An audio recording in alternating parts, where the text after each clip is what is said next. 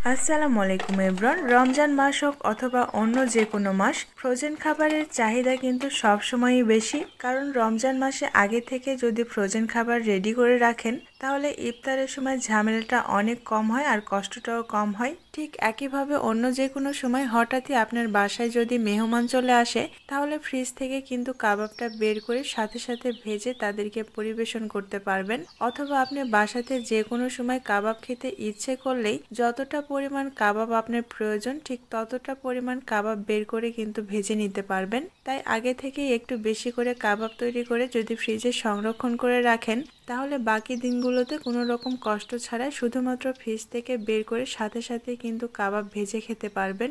আজকে আমি চিকেন কাবাব তৈরি করব, তাই চিকেনটাকে সিদ্ধ করার জন্য কড়াইয়ের মধ্যে পরিমাণ মতো পানি নিয়ে নিচ্ছি। এবার একটা মুরগির বুকের মাংস দিয়ে দিচ্ছি, আদা রসুন বাটা দিয়ে দিচ্ছি হাফ টেবিল চামচ এবং কিছু কালো গোলমরিচ দিয়ে দিচ্ছি। এবার এই চিকেনটাকে সিদ্ধ হওয়া পর্যন্ত রান্না করে নিব। বেশ কিছুক্ষণ সময় জাল করে নেওয়ার পর চিকেনটা সিদ্ধ হয়ে গেছে। এবার এই চিকেনটাকে আমি পানি থেকে উঠিয়ে নিচ্ছি। এখন এই চিকেনটাকে দুইটা কাঁটা চামচের সাহায্যে ছাড়িয়ে নিচ্ছি।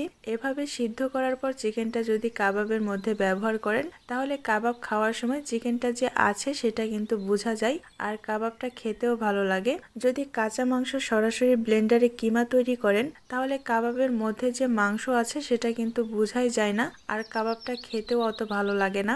এবং মাংসের কিমা ব্যবহার করার জন্য যখন কাবাবটা ভাজা হয় তখন কাবাবটা শক্ত হয়ে যায়। সবগুলো চিকেনই আমি এইভাবে ছাড়িয়ে নিয়েছি, চাইলে এই কাজটা হাত দিয়েও করতে পারেন। এখন আমি এই চিকেনগুলোকে বোলের মধ্যে নিয়ে নিচ্ছি। আর আগে থেকে আমি একটা আলু সিদ্ধ করে রেখেছিলাম, সেই আলুটাকে এখন খুব ভালোভাবে ম্যাশ করে নিব।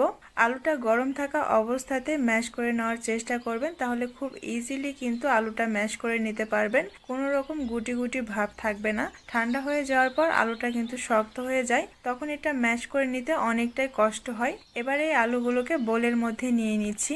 আগে থেকে আমি পেঁয়াজ বেরেস্তা ভেজে রেখেছিলাম, সেই পেঁয়াজ বেরেস্তা দিয়ে দিচ্ছি। কাবাবের মধ্যে চেষ্টা করবেন কাঁচা পেঁয়াজটা ব্যবহার না করে পেঁয়াজ বেরেস্তা ব্যবহার করতে, তাহলে কাবাবের মধ্যে পেঁয়াজ বেরেস্তার সুন্দর একটা স্মেল অ্যাড হয় এবং কাবাবের স্বাদটাও কিন্তু ভালো আসে। এবার কাঁচামরিচ দিয়ে দিচ্ছি স্বাদ মতো। ঝাল আপনারা কেমন খেতে পছন্দ করেন সেটা বুঝে তারপর দিবেন। ফ্রেশ ধনিয়া পাতা কুচি দিয়ে দিচ্ছি। লবণ দিয়ে দিচ্ছি 1 টেবিল চামচ পরিমাণ।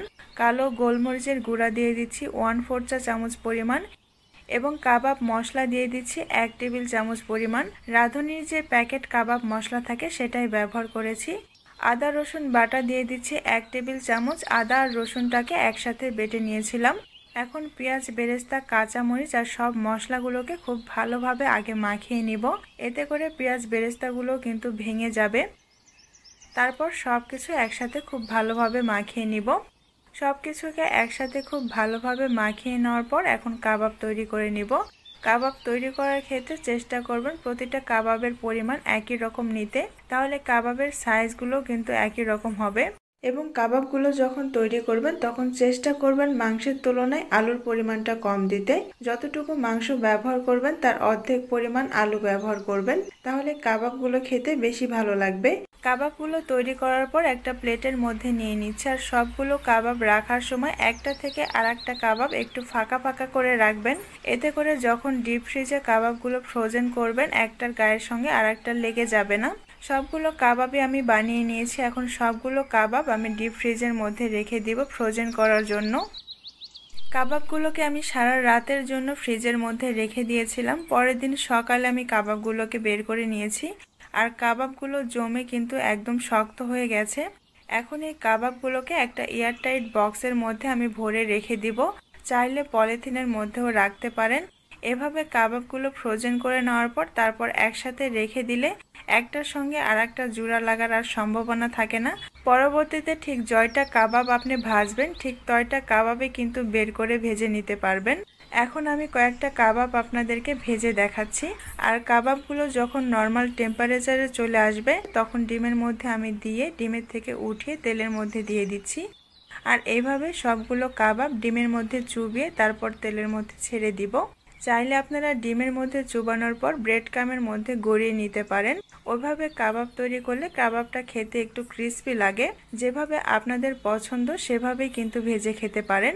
রমজান মাসে এভাবে কাবাবগুলো ফ্রোজেন করে রাখলে কিন্তু ইফতারের সময় একদম ঝামেলা কম হবে, কষ্টটাও কম হবে। আজ তাহলে এখানেই বিদায় নিচ্ছি। শীঘ্রই ফিরবো নতুন কোনো রান্নার রেসিপি নিয়ে। সেই পর্যন্ত লাইক, কমেন্ট এবং সাবস্ক্রাইব করে রেসিপি বাই আনাবিয়ার সঙ্গেই থাকবেন। নতুন ভিডিওর আপডেট পেতে পাশে থাকা বেল বাটনটি ক্লিক করে রাখবেন। দেখা হবে পরের ভিডিওতে। আল্লাহ হাফেজ।